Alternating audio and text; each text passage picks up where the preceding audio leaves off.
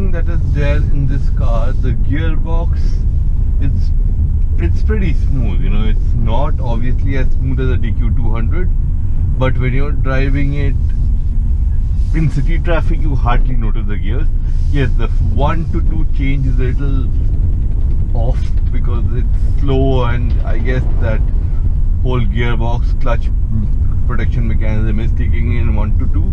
The first to second gear change you most of the time notice, but from second gear onwards you can't feel the gear changes at all. It's really smooth when you're driving around in traffic, and even when you're gunning it in sport mode or anything else, it's very hard to notice the gear changes. So good job. It's a really smooth gearbox. Speed of the gearbox, it's slower than the DQ200 for sure. You can sense the shifts, the slow shifts, but other than that, it is quick enough. It's definitely quicker than a torque converter gearbox any day. In terms of the responsiveness of the car or the eagerness of the car to downshift when you floor it, yeah, it's very eager to downshift. It doesn't hesitate too much. In D, you need to press the throttle a little hard and it'll downshift immediately. In S, it's always in the right gear. I don't think in S the car can. You actually have to really do something silly to catch the gearbox not in the wrong gear in S. In D, yes, in D, try to shift up as fast as it can to about 5th gear. I think this car's efficiency figures in the city, I have been getting some crazy efficiency figures. Like if I'm driving around in D mode, normal city traffic, I'm getting anything between, how do I put it to you, 13 to 15 is what I would give the range in. The least I've gotten in the city is in 13 when it was crazy traffic. The most I have gotten in the city is 15.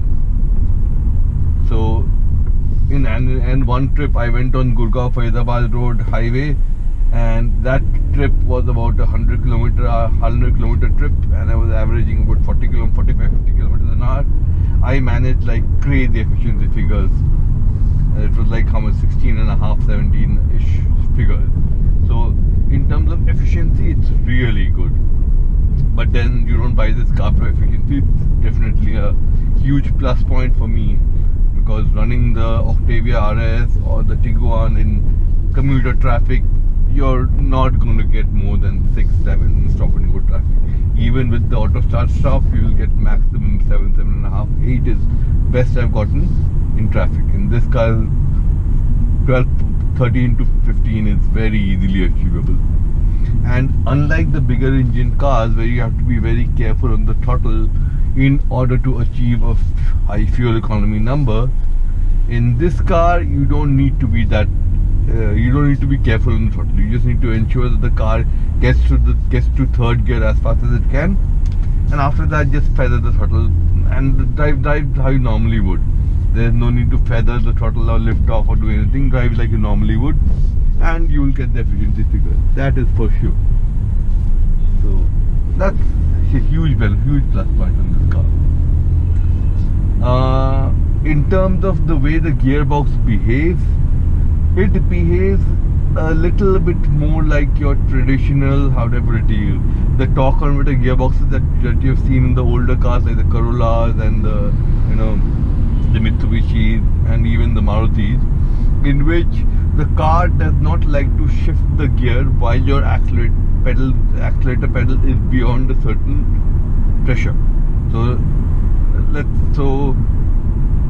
if I keep the accelerator pedal pressure constant more than 40%, then the car will hold the gear. So you need to moderate the throttle a little bit to allow the car to shift up, and it does perfectly fine. Like right now I am at 50 kilometers an hour cruising in 5th gear, and the car is giving me about 25 kilometers per liter economy. It's absolutely brilliant in terms of fuel economy.